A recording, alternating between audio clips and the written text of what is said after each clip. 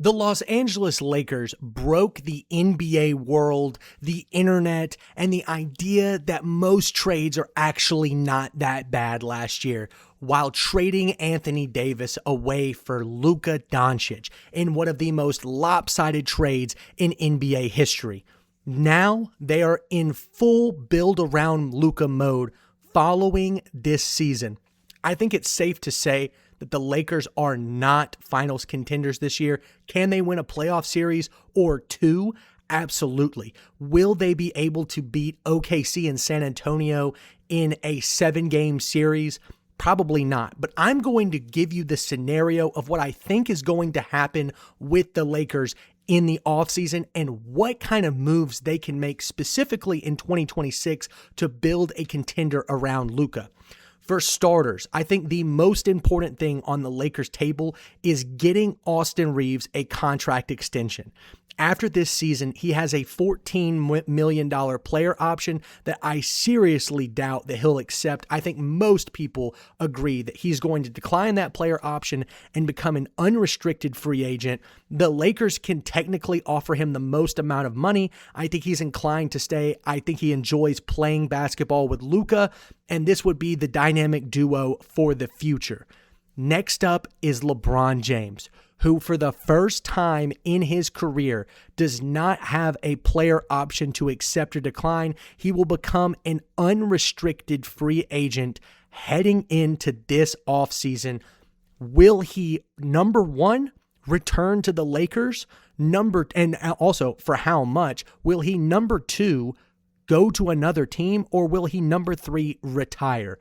I think that is going to be the second most important factor in this Lakers rebuild. And also, another question to ask, will the Lakers welcome him back, depending on how much money he's asking for? Right now, he's getting paid $52.5 million. And for me, I personally think he deserves it for everything that he's given to the game. But I'm not the GM for the Lakers. I'm not Rob Pelinka.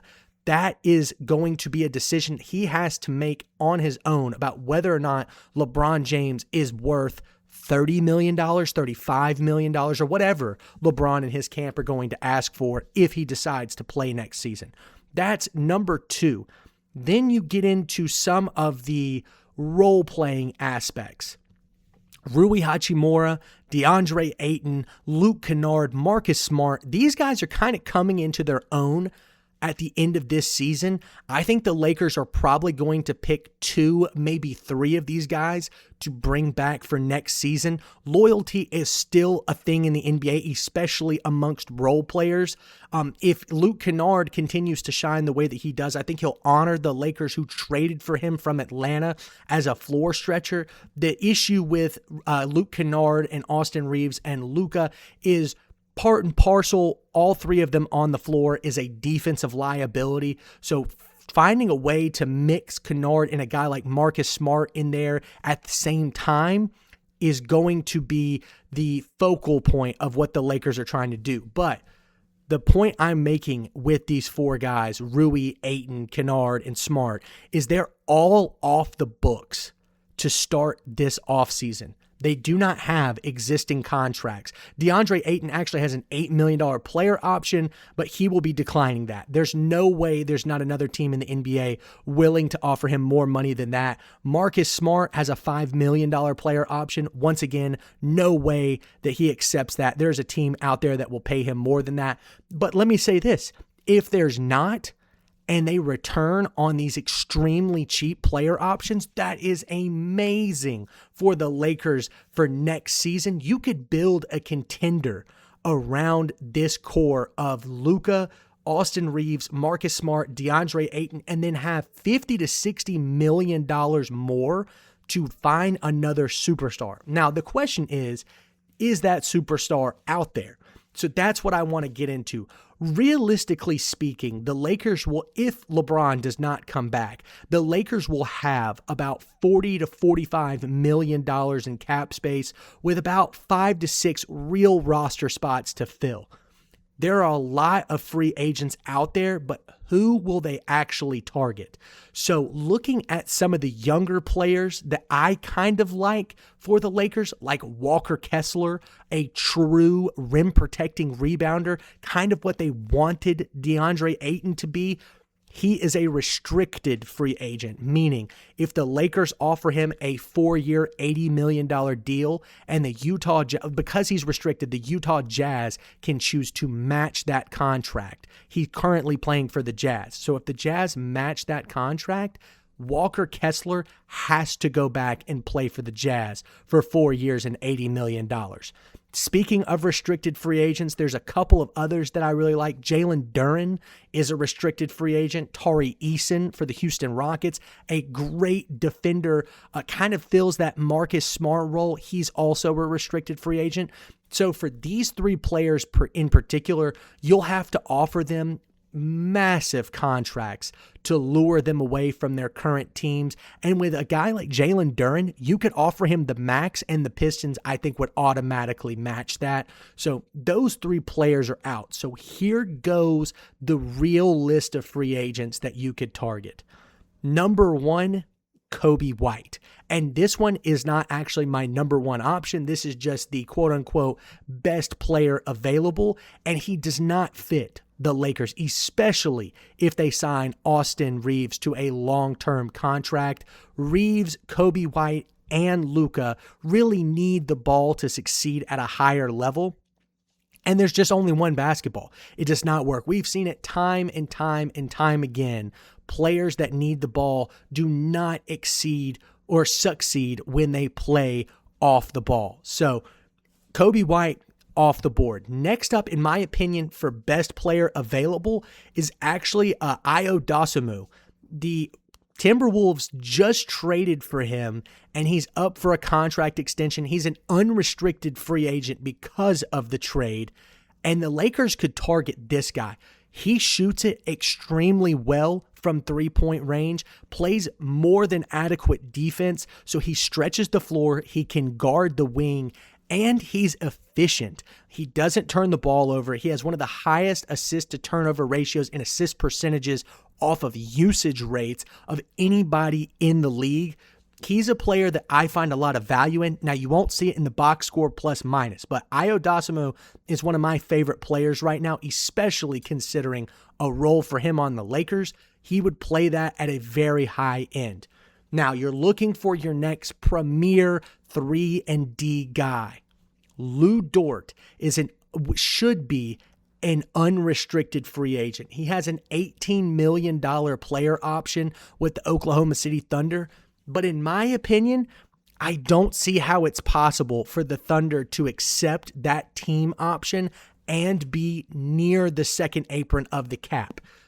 Right now, looking at the Thunder contracts, they owe over $250 million next season because SGA, Jalen Williams, and Chet Holmgren are all on to their post-rookie extensions. They're all getting paid $40+ million, and that's really clogging up the cap space. Lou Dort and Isaiah Hartenstein are on 2 deals combining for $46 million on team options next year. I think OKC will probably decline both of those and just continue to work through the draft and developing the young players that they have. So Lou Dort would be my number 1 target for a 3-and-D elite wing player with championship experience. You could probably get him for $20 to $25 million a year right now. That would be a high value starting lineup pickup player for the Lakers this offseason. Now, if you can't get Lou Dort, who I believe is only 28 or 29 years old, so he's in the prime of his career, a post-prime Lou Dort that could potentially fill that spot is Norman Powell. Now, he's not nearly as good of a defender, but he can shoot the ball at a high volume, and as a matter of fact, multiple-time 20-point-per-game scorer now in Norman Powell. Extremely impressive with his time with the Clippers, and then gets moved on to the Heat. I am a big fan of Norman Powell in his game, shoots the ball from 3 well at high volumes. That is going to be kind of a value pick as he's getting later into his career. I don't think the Lakers are looking for a guy like this because Luka is still in his mid-20s.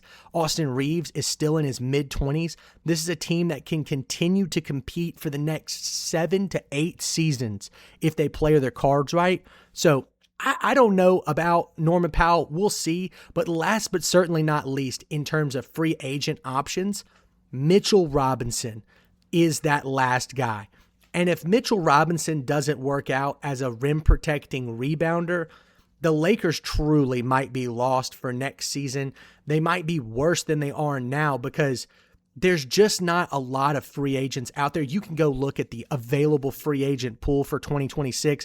A ton of these players are restricted free agents, and the ones that aren't are either low-value 24 to 25-year-old players who got cut multiple times from their teams.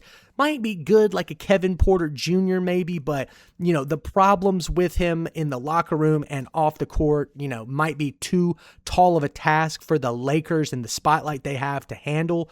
Or they're like Norman Powell, trying to sunset into the ends of their careers, not going to put up the premier numbers or effort during the regular season. And coming down the stretch for a playoff series, I don't think you want like a 34, 35-year-old with the ball in his hands if Luka's not on the court. So that being said, the number one target in terms of trades would probably be Kawhi Leonard. If you can get Kawhi, you can contend for a championship next season, especially if you can bring back LeBron on a really cheap deal. I know that we're getting into the whole argument, you just said old, you don't want to get old guys on the floor. Well, these are generational old guys. Okay, we're talking about the greatest player of all time in LeBron James and one of the greatest two-way players and multiple final MVP players in Kawhi Leonard. When he's healthy, he plays at one of the best games of basketball in the history of the sport. So trading for him for like a low value would be great. I think they could get away with it because he only has one more year on his deal. The Clippers are going to probably be looking to move off of him like they did with Chris Paul and Bradley Beal, James Harden, and Paul George. They're getting into rebuild mode. There's no point for Kawhi to be on this team. So that's my outlook for the Lakers in 2026. I think the true contention would probably start in 2027. OKC might run into some more cap space issues similar to San Antonio as well. And the Lakers already kind of have their core guy without a lot of other binding contracts weighing the team salary cap down. So let me know what you think of this in the comments. Are the Lakers set up for, success in the future? Be sure to comment, like, subscribe. Thank you guys all so much for watching, and we will see you next time.